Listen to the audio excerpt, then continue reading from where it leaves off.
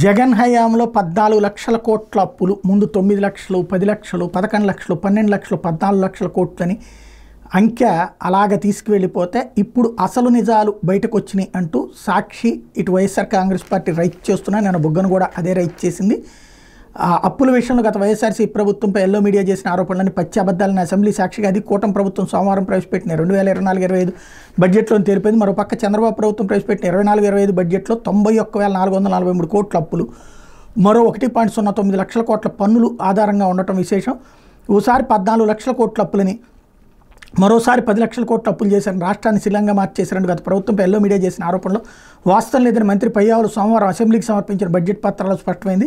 Budget అప్పులతో పాటు గ్యారంటీల ద్వారా చేసిన అప్పులు వైఎస్ఆర్సీ ప్రభుత్వం దిగిపోయే నాటికి 2023-24 ఆర్థిక ఏడాది పూర్తయ్యే నాటికి 6.46 లక్షల కోట్లేనని బడ్జెట్ పత్రాల్లో మంత్రి పేర్కొన్నారు. ఇందులో బడ్జెట్ అప్పులు 23-24 మార్చికి 4.91 లక్షల కోట్లేనని, ఇది అసలు పాయింట్. ఇంతకుముందు కూడా మనం ప్రస్తావించుకున్నాం. బాబు దిగిపోయే నాటికి ఉండేటటువంటిది, తర్వాత ఇది కలిపితే 4.91 లక్షల కోట్లు. ప్రభుత్వం గ్యారంటీ ఇచ్చిన అప్పులు 1.54 లక్షల కోట్లేనని చెప్పారు. 24-25 ఏడాది మార్చికి బడ్జెట్ అప్పులు 5,60,94 కోట్లకి చేరతాయని, ఇది జిఎస్డిపిలో 34.14% ఉంటుందని మంత్రి బడ్జెట్ డాక్యుమెంట్లో పేర్కొన్నారు. యాక్చువల్గా ఇక్కడే అసలు పాయింట్ ఏంటి అంటే అంటే జగన్ హయాంలో చేసేటటువంటి 70% అప్పులకే కట్టాల్సి వస్తుంది అన్నది కూడా పత్రికలోనూ తటస్థులు కూడా మాట్లాడుకొచ్చారు ఆ పత్రికల వార్తలను బేస్ చేసుకొని. కానీ ఇప్పుడు ఎంత తేలింది, జిఎస్డిపిలో 34.14% అన్నటువంటిది. మొన్న ఎవరో మేధావులు ఎవరో కూడా మాట్లాడినట్టున్నారు, ఆంధ్ర 64%, 65% అని. ఇప్పుడు అధికారిక లెక్క 34.14%.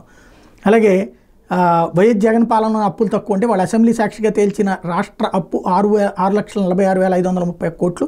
ఇందులో చంద్రబాబు 2019లో దిగిపోయే నాటికి 4,06,383 కోట్ల అప్పు ఉంది. ఆ తర్వాత వైఎస్ఆర్సీ ప్రభుత్వం కోవిడ్ సమయంలో సైతం పెద్ద ఎత్తున సంక్షేమ అభివృద్ధి పథకాలు అమలు చేస్తూ సుమారు 2 లక్షల కోట్లకు పైగా డీబీటీ ద్వారా పేదల ఖాతాలో జమ చేసినప్పటికీ రాష్ట్ర అప్పు ఇంతేనని తేలింది. ఈ లెక్కన వైఎస్ జగన్ హయాంలో చేసిన అప్పు కంటే చంద్రబాబు హయాంలో చేసిన అప్పులే ఎక్కువని బట్టబయలైంది. 14 లక్షల కోట్ల అప్పులు అంటూ టీడీపీ కూటమి నేతలు చేసిన దుష్ప్రచారం అని తేటతెల్లమైంది అన్నటువంటి పాయింట్ని ఇక్కడ ఆ సాక్షి హైలైట్ చేసింది.